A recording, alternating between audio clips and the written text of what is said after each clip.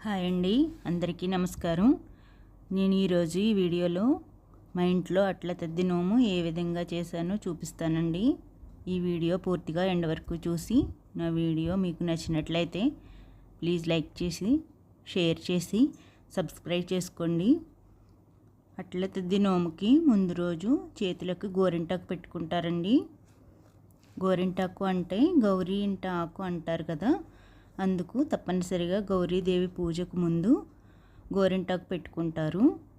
తర్వాత ముందు రోజే ఇల్లు అంతా శుభ్రం చేసుకుని దేవుడి పటాలు అన్నీ శుభ్రం చేసుకుని పెట్టుకుంటారు. తద్ది రోజు ఉదయం తెల్లవారుజామునే లేచి శుచి అయిన తర్వాత సూర్యోదయానికి ముందుగానే భోజనం చేసేస్తారు. భోజనంలో గోంగూర పచ్చడి, ముద్దపప్పు, పాలు పోసి వండిన పొట్లకాయ కూర, పెరుగు మొదలగు వివిధ రకాల ఆహారాలతో భోజనం చేస్తారు.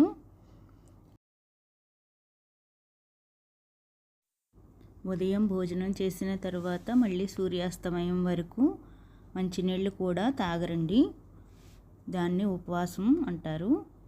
ఇలా చేస్తే పెళ్లి కాని కన్యలకు చక్కటి గుణవంతుడైన భర్త లభిస్తాడని, పెళ్ళైన స్త్రీలకైతే తమ సౌభాగ్యం నిండుగా ఉంటుందని నమ్ముతారు. తరువాత ఉదయం పూట గౌరీదేవి పూజ చేస్తారు. దీనికోసం ముందుగా పసుపుతో వినాయకుడిని, గౌరీదేవిని చేసి పంచ ఉపచారాలతో పూజిస్తారు. ధూపదీప నైవేద్యాలు సమర్పించి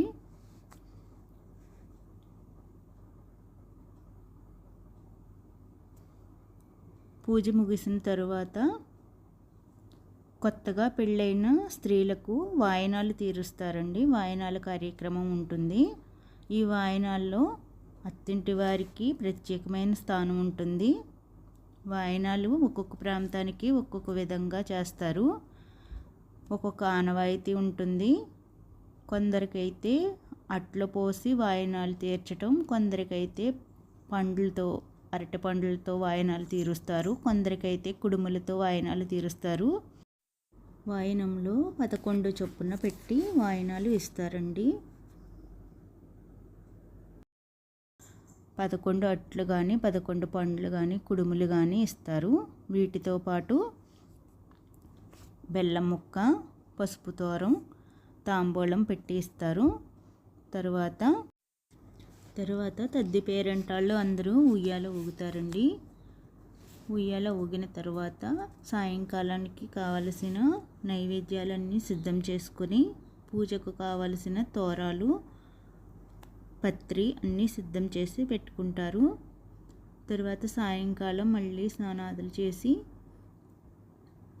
గౌరీదేవిని నిమజ్జన చేయడానికి కాలువ దగ్గరికి కానీ చెరువు దగ్గరికి కానీ ఏదీ లేకపోతే ఒక పెద్ద పాత్రలో నీళ్లు పెట్టుకొని అందులో కానీ గౌరీదేవిని నిమజ్జన చేస్తారు. దీనికోసం గౌరీదేవిని ముందుగా పసుపుతో కానీ మట్టితో కానీ సిద్ధం చేసుకుని ధూపదీపాలు నైవేద్యాలు సమర్పించి తాంబూలం సమర్పించి మంగళహారతి ఇస్తూ తద్ది పాటలు పాడుకుంటారండి.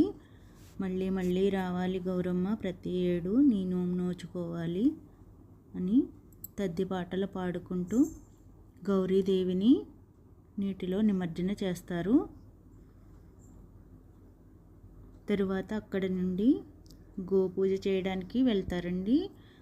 గోవు సకల దేవతా స్వరూపం కదండి. గోపూజ చేస్తే సకల దేవతలను పూజించిన ఫలితం దక్కుతుంది.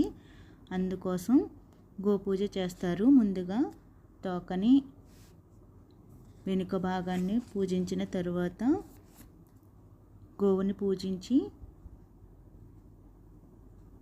తినడానికి ఏమైనా ఆహారం పెట్టి ఇంటికి వచ్చిన తరువాత నక్షత్ర దర్శనం చేస్తారు.